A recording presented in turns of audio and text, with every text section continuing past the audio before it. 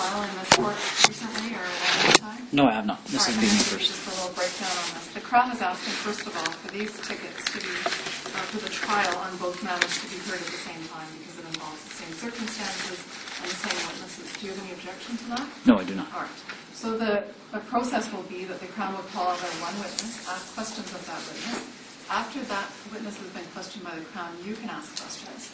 So that's the time when a lot of people want to tell their version of events, but it's really the time when you only can ask questions. Yes, right? I understand, yes. So do you have any photographs or documents or anything else with you that you wanted to use today? No, I do not. All right. So you can take the stand afterwards if you want to. You don't have to. The Crown's responsible for proving its case beyond a reasonable doubt. Yes. And you can take the witness stand and either poke holes in their case or provide a defense, but you're under no obligation to do that. All right? Okay. At the conclusion of everything, I'll hear summaries. I'd like to hear from the Crown first, just so that you see an example of what needs to happen. Yes. And then I'll make a decision.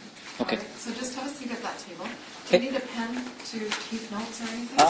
No, I have all my papers in the pen here.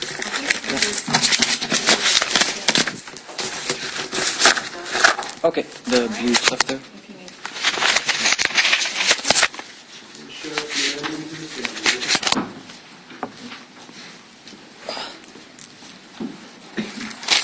Good morning, Sheriff.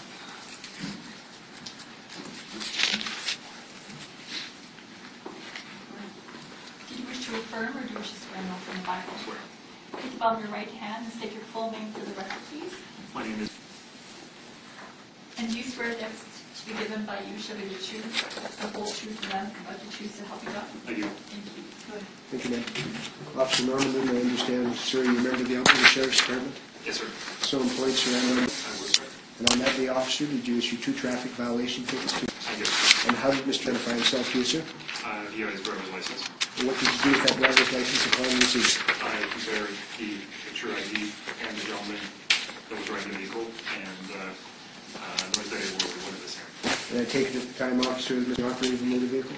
He was the sole occupant of the vehicle. Yes, sir. Officer, would you please relate the circumstances, sir, of 2 tickets you issued on June 30th, 2012 to your worship, please? I will. On June 30th, 2012, I was patrolling on 46th Street, or it's also known as Highway 27. My direction of travel was eastbound. What attracted my attention to Mr. vehicle is I noticed there was a loud noise coming from the vehicle itself. My vehicle was actually positioned right behind his vehicle. The vehicle was a gray or silver Eagle Tuan. What attracted me to the vehicle, like I said, was the noise, but also I felt a vibration in my patrol car. I was driving a marked sheriff patrol car, and I actually was feeling the vibration of his vehicle because the muffler was so loud. Second thing that attracted my attention to the vehicle is the tires or wheels of the vehicle were actually out of the fender of the vehicle. At that time, I activated my emergency lights. Mr. pulled into the Tim Hortons or Wendy's parking lot, and at that time I issued the 2 violation tickets. And, officer, again, which road were we on, sir? It's 46th Street or Highway 27 in the province of Alberta. And 46th Street is a public highway? It is, sir. Okay. Now, officer, when you were looking at the rear of his vehicle, you say the tires were outside the fender walls, is that correct? Indeed. I was positioned, my car was positioned directly behind Mr. Cook's vehicle, and like I said, the first thing that attracted my attention to his vehicle was the noise, but then I also noticed that the tires were actually out, the rear wheels were actually out of the fender of the vehicle itself. And that was both wheels, both on the right and the left-hand side? Passenger and driver's side, yes, sir. And if I was going to ask you to estimate how many inches, officer, could you estimate how many inches they were sticking out past the fender? Well, if my memory serves me right, there were at least 3 to 6 inches. 3 to 6 inches? Yeah, and there was no black fenders covering the wheels. And we able to see what type of tires were on Mr. Gunther's vehicle, sir? Black tires. Rubber. Did they appear to be oversized, or? I don't remember them being oversized. I just remember them sticking out enough for me to notice, wow, there's a way out. And if we could go back to the muffler, Officer Norman, then did you observe about this muffler, sir? Well, like I said, the first thing I observed was the muffler was making a loud noise, loud enough that I could feel the vibration in my car, and the muffler was also widened. So at that time, and for me to actually feel the vibration when I'm driving my patrol car, I concluded that it was too loud. When I approached the vehicle was parked, but before that I could actually feel the vibration and the loudness and or deafness of the muffler when we were on 46th Street and or Highway 27. And officer, when you got out of your vehicle, you looked at this muffler, were you in a position to inspect it at all? Yes, I was. And did you notice the tailpipe part coming out of the muffler? Well, what I noticed from the tailpipe was it was widened. Widened? So bigger than what if, like when the car came out of the manufacturer, it comes out standard. This one here was bigger. I would estimate the size about a grapefruit. Size of a grapefruit? Yes, sir. Roughly 6 inches in diameter? Yes.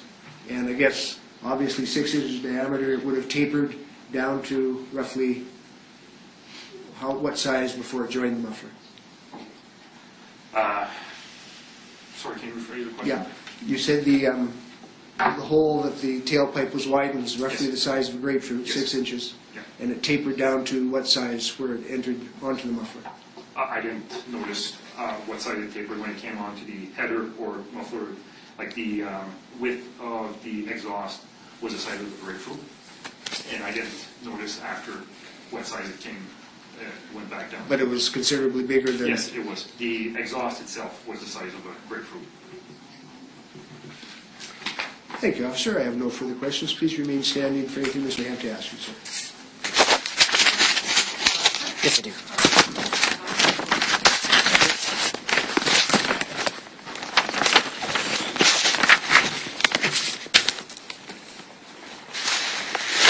My first question would be regarding the width of the muffler. Could you please tell the court what the width of the factory muffler is? The width of the factory muffler? Yes. I didn't notice the width of the factory muffler. I noticed the exhaust. That was about the size of the grapefruit, so 6 inches in diameter roughly. So you do not know the factory width of the tip? Like Factory muffler? you said that the tip of the muffler was wider than what had Exhaust. the tip of the muffler or exhaust. Exhaust. The tip of the exhaust was wider than what had come from the factory. Yes. So do you know the width of the tip of the exhaust that had come from the factory? Standard width of an exhaust would be about 3 inches max. Okay, that's an estimate, That's an estimate. personal opinion, No personal opinion. Estimate. estimate. Okay. Are you aware of how many tips the vehicle comes from the factory on the exhaust? How many tips? No, I'm not.